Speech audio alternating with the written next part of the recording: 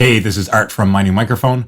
Let's talk about top-down mixing versus bottom-up mixing and which strategy will work best for you in your mixes. Starting with top-down mixing, once we have our rough initial mix done with faders and pan pots, we will actually start processing the mix on the mix bus before moving down to the subgroups or instrument buses, and then finally into the individual tracks for processing. Bottom-up mixing, as you may have guessed, is the exact opposite, where once we get our initial mix, we begin processing the individual tracks before moving on to their buses or subgroups, and then finally processing the mix bus. A main benefit of using a top-down approach is that we can get bigger wins in the mix more quickly.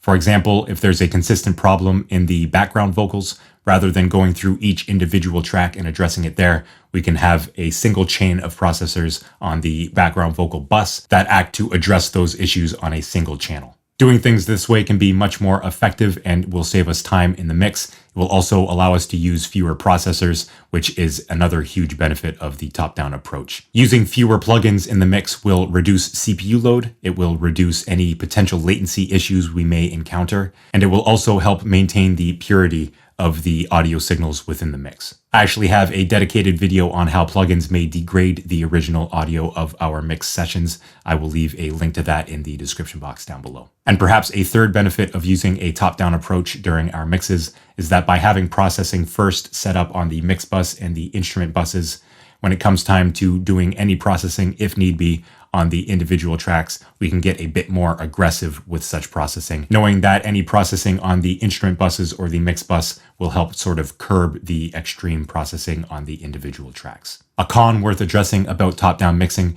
is that it really only applies to proper mix sessions.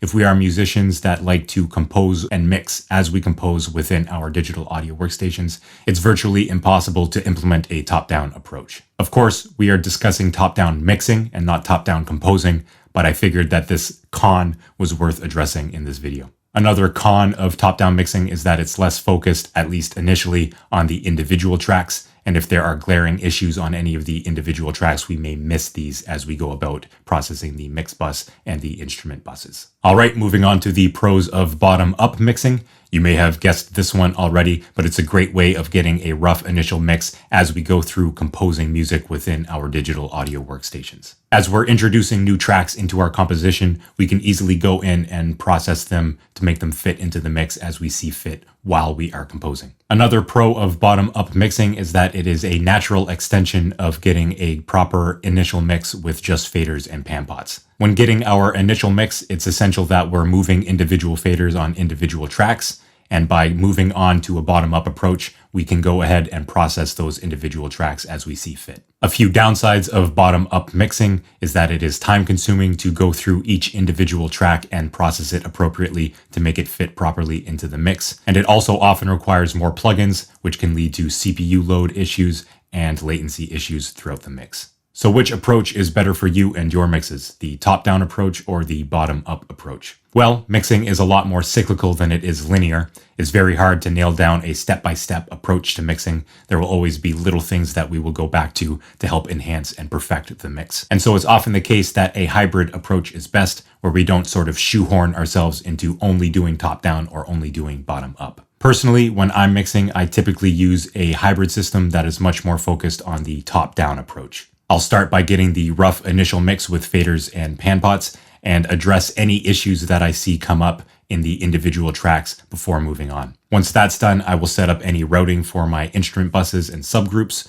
and then immediately afterward, I will set up my mix bus compressor and start feeding my mix through that. I will then move back to the buses and get as much done as I can in the mix by simply processing them before moving on to anything that needs addressing in the individual tracks. As I make my way through the mix, I'll be moving back and forth between the mix bus, buses, and individual tracks and making adjustments as I see fit, but I will mostly focus my processing efforts on the buses rather than the individual tracks. Moving through the mix and the different sections of the song, I'll start implementing things like automation, and upon reaching the end of the first pass of the mix, I will listen to it in my studio and outside my studio, take any notes that need addressing, and then make those adjustments as I see fit on individual tracks, buses, or even the mix bus. So I would encourage you to think about top-down and bottom-up mixing and how you can use both in a hybrid approach in your own mixes. If you found this video informative, I would encourage you to hit that like button and to check out the description box down below for all other resources I have at My New Microphone.